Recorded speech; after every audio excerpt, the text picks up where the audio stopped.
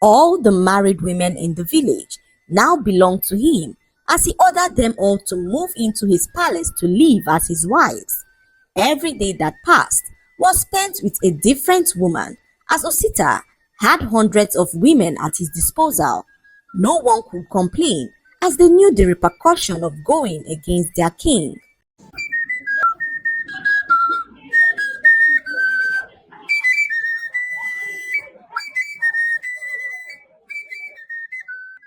Once upon a time, there lived a very powerful king who ruled his people with iron fist. The entire village feared him greatly because he never condoned any act of lawlessness in the village. He decreed that anyone who went against the laws of the land would be punished severely and ensured that he kept to his word. He even went ahead to decree that any day that he, the king, goes against his own rules, he too should be banished from the village. The entire village was in shock, as not only did the king make the decree, he even went further to station several guards around the village to ensure that no one went against his rules. The entire village walked on eggshells as they did everything within their power to ensure that they didn't break the laws of the land. One day, a man named Osadebe beat up his pregnant wife in the village, causing her to lose her pregnancy. He was brought before the king, who decreed that he be flogged 50 strokes of the cane before being banished from the village. The king's guards ensured that the king's orders were carried out before banishing him from the village. This terrified the men of the village, who dared not to lay their hands on their wives or any other woman in the village, as they feared the consequences of doing so. The women of the village, seeing how terrified their husbands were of them, did as they pleased, knowing that their husbands could do no harm to them. This angered the men of the village, who began to plot against the king. They could not stand the thought of not being in control of their wives and decided to do something about it. They dug deeply but could not identify anything that they could use against the king. Just as they were about giving up on their plan, the king's half-brother, Osita, approached them to reveal that he knew a secret that would lead to the banishment of the king. He stated that he would only reveal the secret if the men promised to make him their king. He assured them that he would make his rule as king a favorable one for all of them, and the men, desperate to overturn their current king, agreed to his demands and gave him their word. Osita then revealed to them something that the king did so many years ago, even before he became king. It was on one fateful night, Osita caught sight of his brother the king, secretly spying on a maiden who was taking her bath in the village stream.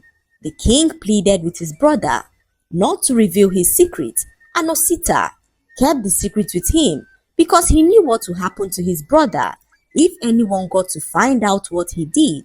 The people were so delighted at the news because their king had banished several men from the village for lesser crimes.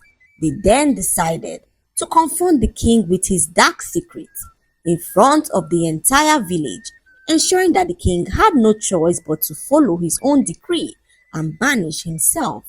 The next day, the men summoned the villagers to the village square as Osita came forward to reveal that their king, who ruled with such an iron fist, was not free of sin himself.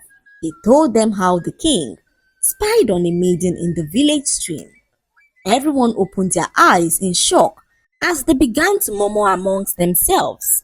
They all proceeded to the king's palace to remind the king of his decree that if he, the king, goes against the laws of the land, he should be banished by the entire village. The king, remembering his decree and the fact that he had banished many for lesser crimes, decided to accept his fate. He bowed his head in resignation and left the village of his own volition. The entire village jubilated as they celebrated the king's banishment. Osita, the king's half-brother, was then crowned as the king of the village. The men of the village regained their power, but this was short-lived as Osita, their new king, decreed that all the young married women in the village would become his wives. Osita had always had a yearning for married women and used this opportunity to explore his weird cravings without restrictions. The men could not believe their ears as Osita went further to state that any man who opposes his decree would be executed. This he did to show an example to the people who began to live in greater fear. Osita's reign was one of tyranny and oppression. He ruled the village with an iron fist, and his laws were far more severe than those of his brother. The villagers soon regretted their decision to banish their former king, as Osita showed no mercy and had no morals. He enforced harsh punishment for minor offenses and imposed heavy taxes on the people, taking the best of their harvests and livestock for himself. Those who could not pay were either imprisoned or forced into servitude. He also banned gatherings and festivals, fearing that they might be used as opportunities for the villagers to plot evil against him. The villagers lived in constant fear, but felt powerless to oppose Osita. Any attempt to speak out or resist his rule was met with a death sentence, and Osita's guards, loyal to him alone, patrolled the village day and night, ensuring that no one dared to defy the king. All the married women in the village now belonged to him, as he ordered them all to move into his palace to live as his wives. Every day that passed was spent with a different woman, as Osita had hundreds of women at his disposal. No one could complain, as they knew the repercussion of going against their king. One day, Osita came across an extremely beautiful woman he had never seen before in his palace. He sent his guards to summon her to his chamber, and when she arrived, Osita could not help but stare at her extraordinary beauty. He had never seen a woman so beautiful in his entire life, and asked where she had been all this while. She smiled and said to him that she had been in the palace with the other women, and Osita looked so happy to see a woman of such beauty standing next to him. Her name was Ifunanya, and Osita could not help but fall in love with her. He did everything to make her happy, and Ifunanya became his favorite amongst all of his wives. One day, Ifunanya approached Osita to reveal that some villagers were conspiring to bring him down. She revealed that they planned on meeting that very night by the village river, and that Osita had to do something about it if he planned on remaining their king. Osita thanked her for the information and readied his guards as they planned to raid the scene of the secret meeting that night. He gathered his loyal guards, and they all set out into the night to the location where Ifunanya had revealed to him that the villagers would be holding their secret meeting. They walked for some minutes and arrived the side of the village river. When they got there, they met a gathering of people who seemed to be waiting for them. Osita, on seeing this, ordered his guards to capture the people, but was shocked when his guards captured him instead. They bound him tightly with a rope, and Osita realized that he had been betrayed. Ifunanya stepped forward from the crowd, her face no longer showing the affection she once had for him. "You see, our king, your rule has brought us so much suffering, and the people have decided to seek the help of the ancestors. You coveted the wives of all the men in the village, a grave crime that you believed you could get away with because you are king. What you fail to realize is that the gods have ears and have heard the cries of the people. They sent me to bring justice for the people, and today you'll be judged for all the terrible things you have done." Ifunanya then raised her hands up to the sky as she connected with the ancestors who filled her with so much power. She then looked at Osita, who screamed out in extreme pain. He felt his strength draining away from his body as his body began to shrink.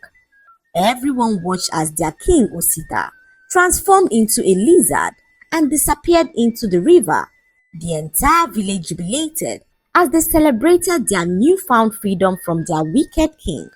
They looked up at Ifunanya, who made all of this possible, and offered her the opportunity to be their queen. They had suffered greatly in the hands of two kings and decided to have a queen this time instead of another king. That was how the kingdom thrived under the rule of a woman who led with wisdom and compassion. Under Ifunaya's reign, the women of the village were protected against abusive men.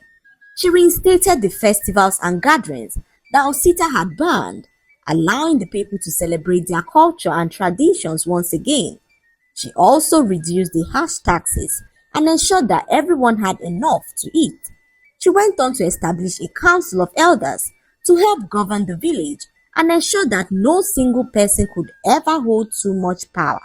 The lesson to be learned from this story is that evil always has an expiry date.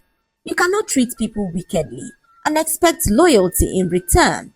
Learn to treat people with respect, regardless of your position in life, as only then would you see the good in others. I hope you enjoyed the story. Like, subscribe, and leave a comment.